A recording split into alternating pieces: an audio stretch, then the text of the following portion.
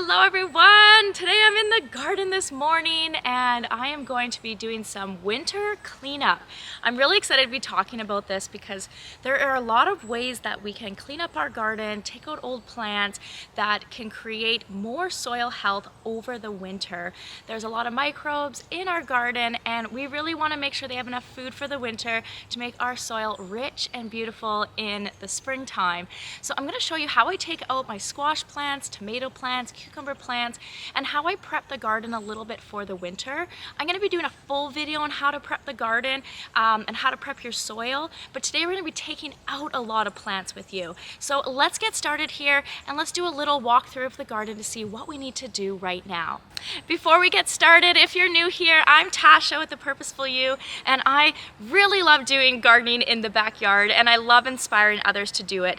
I think there's certain ways that we can do it that is better for the environment, better for our soil health, that is an organic gardening approach, and that's what we take here. We don't use any pesticides, we fertilize naturally, but mostly soil health through plants and compost and cover crops, and I just really love sharing ways that you can garden a little more purposefully. I like to start off with a little pano so you can kind of see where I'm going around today and what I'm going to be looking at.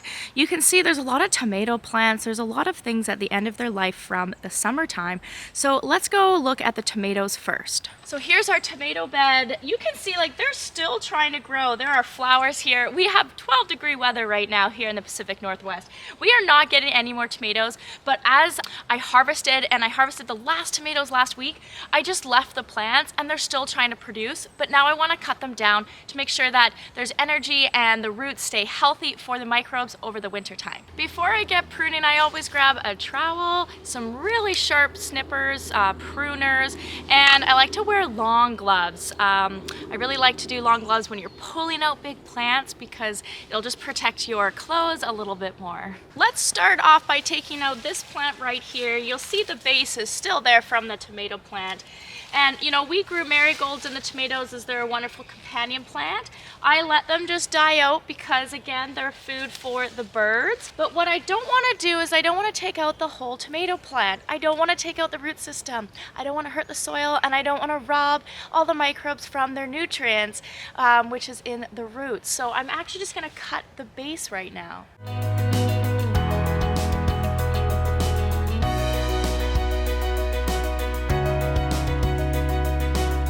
Okay, so I took out two plants. I've now taken out our little DIY obelisk here that we made this year because the tomatoes were just falling over. Next year I'm gonna do tomatoes completely different. I'm gonna string them up and I'm so excited to try that. But make sure you reuse whatever you can. We're reusing all our wood and we're reusing, of course, all the wires. So make sure that you can reuse as much as you can in the garden. Invest in things that aren't plastic so they won't just be thrown in the garbage every single year. So think about sustainability in the garden, long-term purchases as much as possible. You can see here, this is a smaller variety, so let's take this one out. I'm just gonna cut the base. Make sure you don't cut your irrigation lines. Ugh.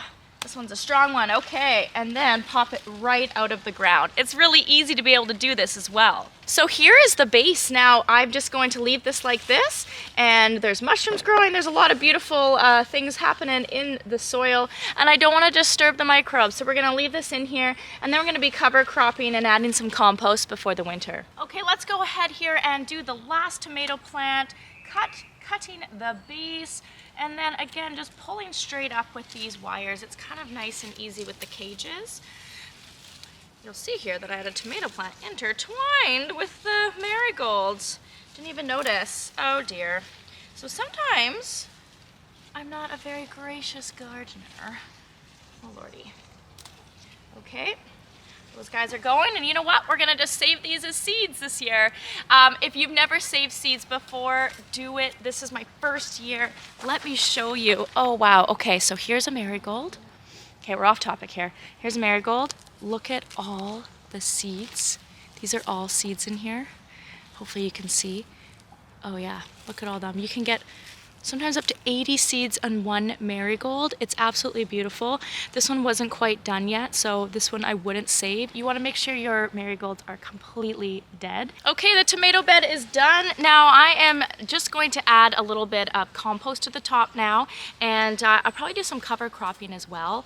I'm not sure which type yet. The other thing I want to mention is make sure you store all your cages inside. Don't leave them outside over the winter because they will just rust a lot earlier. So make sure you take care of your things in the garden. Next up, you'll see our squash bed.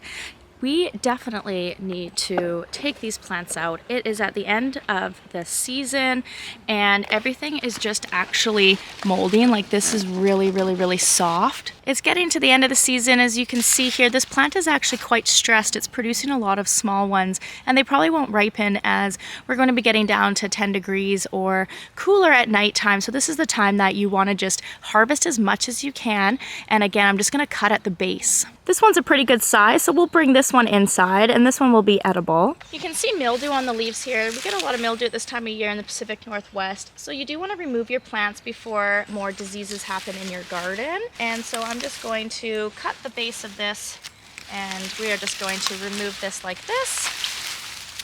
And again, we're going to add a layer of compost and cover crop. Time to take out the rest of the plants.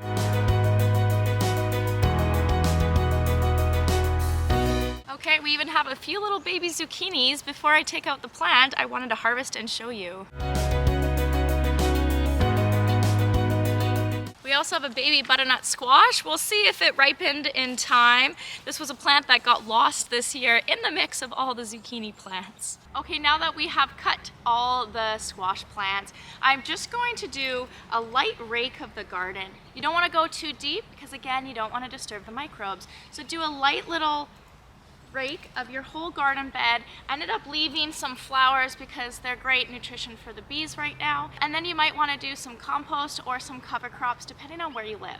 Next up, we're going to harvest and take out the cucumber plants. I've never had cucumbers in October. It is just wild to me, but it's been really warm this fall. But you can see here that the leaves are really starting to get stressed. They're starting to wilt. So it is time to take out the plant. Make sure you harvest as much as you can first. I've let this stay in the ground as long as possible as we've still been harvesting cucumbers the last couple weeks, and I see a couple here still. So let's go and take out these plants. Okay, first let's harvest the last ones. Woo!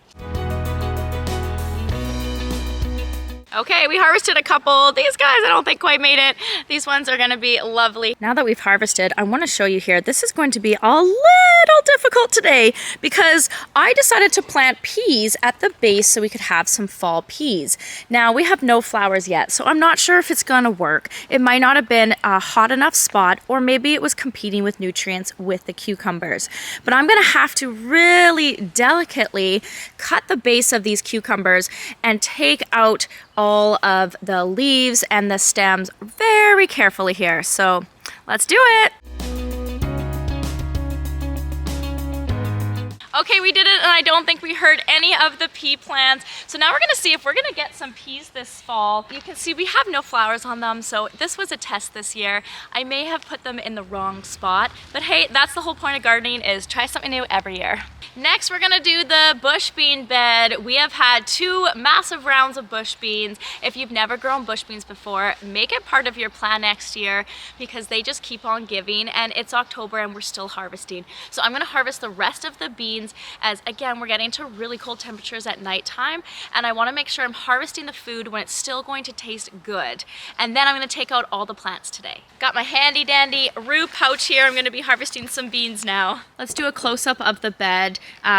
There are not too many bush beans left, but you'll see there's a few right there. So we're going to be harvesting as many as we can before, again, they don't taste good, because if beans are out for too long or they get too big, they won't taste very yummy. You can also eat beans when they're super small. They're really tasty.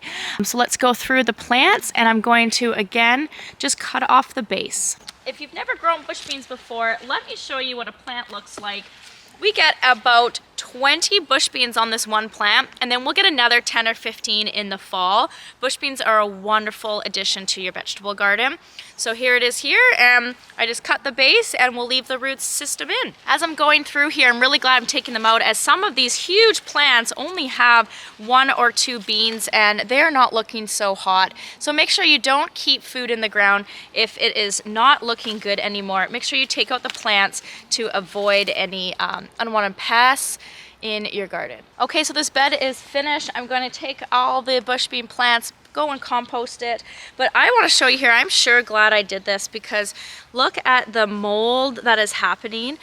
Again, sometimes bush beans don't have enough airflow at this time of year, and it's just been a little bit wetter and cooler mornings for about a week now, and this is how fast your vegetables can turn. So get rid of that moldy stuff in your garden, and make sure that you go and clean up properly for the fall time. Okay, I'm gonna put my gloves on and go and compost all these plants.